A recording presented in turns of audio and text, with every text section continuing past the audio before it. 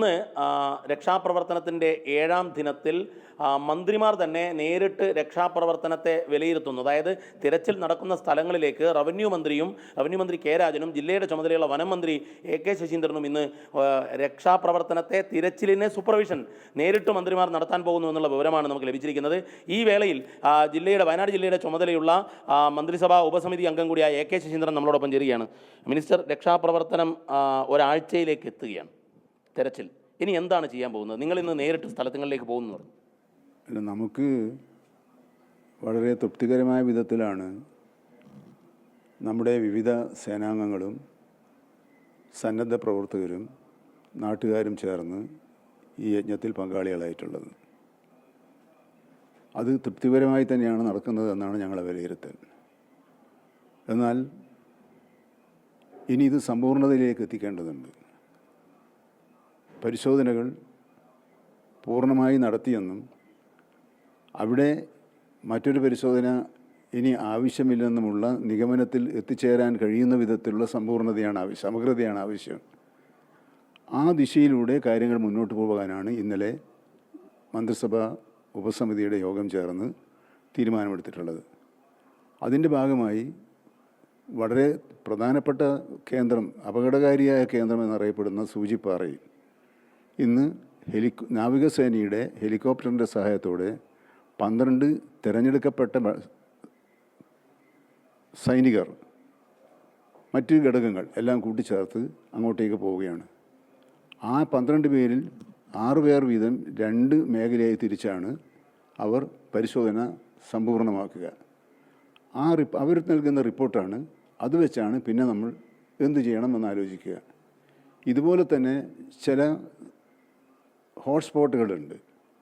ആ ഹോട്ട്സ്പോട്ടുകളിൽ എന്ത് ചെയ്യണം എന്ന് നമുക്ക് തീരുമാനിക്കേണ്ടതുണ്ട്. അതുകൊണ്ട് മന്ത്രിസഭാ ഉപസമിതിയിലെ അംഗങ്ങൾ ഇന്ന് ആ ഹോട്ട്സ്പോട്ടുകൾ സന്ദർശിക്കുകയാണ്. അവിടുത്തെ അന്വേഷണം ഏത് തരത്തിലുള്ളതായിരിക്കണം, അപ്പോൾ നമ്മൾ ഓരോ മേഖലയിലുമുള്ള അന്വേഷണം ഏത് തരത്തിലായിരിക്കണം എന്ന ഒരു ധാരണ ഇന്നെത്തിച്ചേരണം.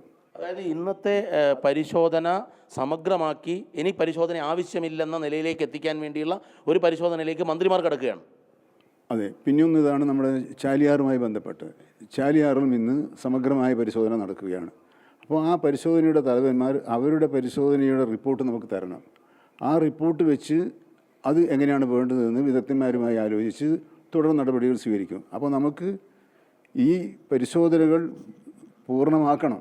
കാരണം ഇത് അനുചിതമായി നീട്ടിക്കൊണ്ടുപോകുന്നില്ലല്ലോ. ശരി, നമുക്കിതിൻ്റെ അകത്തൊരു തീരുമാനത്തിലെത്തണമല്ലോ. ഇനി എന്ത് അപ്പോൾ ഇനി എന്ത് എന്ന് തീരുമാനിക്കുന്നതിന് മുമ്പ് നമുക്ക് മന്ത്രിസഭാ ഉപസമിതിക്ക് ബഹുമാനപ്പെട്ട മുഖ്യമന്ത്രിയുടെ ശ്രദ്ധയെപ്പെടുത്തിക്കൊണ്ട് ആ കാര്യത്തിൽ ഒരു ഉപദേശവും നമുക്ക് സ്വീകരിക്കേണ്ട. നാളെ മന്ത്രിസഭാ യോഗമുണ്ട്. അപ്പോൾ നാളത്തെ മന്ത്രിസഭാ യോഗത്തിന് മുമ്പ് മന്ത്രിസഭാ യോഗത്തിൽ നമ്മൾ എന്താണ് പറയേണ്ടത്, എന്ത് കാര്യങ്ങളാണ് ബഹുമാനപ്പെട്ട മുഖ്യമന്ത്രിയുടെ ശ്രദ്ധയെപ്പെടുത്തേണ്ടത് എന്ന് ഇന്ന് രാത്രി ഈ പരിശോധനയുടെ അടിസ്ഥാനത്തിൽ ഞങ്ങൾ തീരുമാനിച്ച് നടപടികളുമായി മുമ്പോട്ട് പോകും. ഈ നാളത്തെ മന്ത്രിസഭാ യോഗം യഥാർത്ഥത്തിൽ വയനാടിനെ സംബന്ധിച്ചിടത്തോളം ഏറെ നിർണായകമായിരിക്കില്ലേ? തീർച്ചയായും വയനാട് ഒരു ചർച്ചാ വിഷയമാക്കുമെന്ന് പറയേണ്ടല്ലേ. വയനാടാണ് മന്ത്രിസഭയുടെ മുമ്പിലുള്ള ആദ്യത്തേതും അവസാനത്തേതുമായ അജണ്ട. ആ അജണ്ട കഴിഞ്ഞിട്ടേ മറ്റജണ്ടയുള്ളൂ. അതുപോലെ തന്നെ നമുക്ക് ഇനി മറ്റ് മേഖലകളിലേക്ക് കടക്കേണ്ടതുണ്ട്. കാരണം ഇവിടെ ക്യാമ്പുകളിൽ താമസിക്കുന്നവരെ സംബന്ധിച്ച് നമുക്കൊരു ധാരണയിലെത്തേണ്ടതുണ്ട്. അവരെ അനന്തമായി ക്യാമ്പുകളിൽ കഴിയാൻ അനുവദിക്കാൻ പാടില്ല. അവരുടെ ഭാവിയെക്കുറിച്ച് അവർക്ക് ഉത്കണ്ഠയുണ്ട്. ആ ഉത്കണ്ഠ അവസാനിപ്പിക്കാൻ പറ്റിയ വിധത്തിലുള്ള പ്രതീക്ഷകളും ഉറപ്പുകളും അവർക്ക് നൽകേണ്ടതുണ്ട്. കാരണം ഇപ്പോൾ അവിടെയുള്ളവർ ഞങ്ങളെ ഗതി എന്താണെന്ന് ആലോചിച്ചുകൊണ്ടിരിക്കുകയാണ്.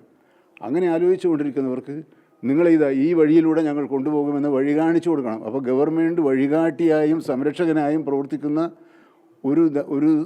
ഒരു സമീപനം വെച്ചുകൊണ്ട് പ്രവർത്തിക്കണം എന്നതാണ് ഞങ്ങളുടെ നിലപാട്.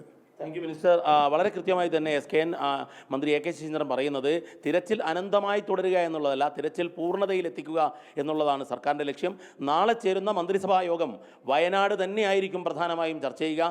സർക്കാർ ദുരന്തബാധിതർക്ക്, ദുരിതത്തിൻ്റെ ഇരകൾക്ക് വഴികാട്ടിയായി സംരക്ഷകരായി പ്രവർത്തിക്കുന്ന തീരുമാനമുണ്ടാകുമെന്നാണ് മന്ത്രി AK ശശീന്ദ്രൻ വ്യക്തമാക്കിയത്.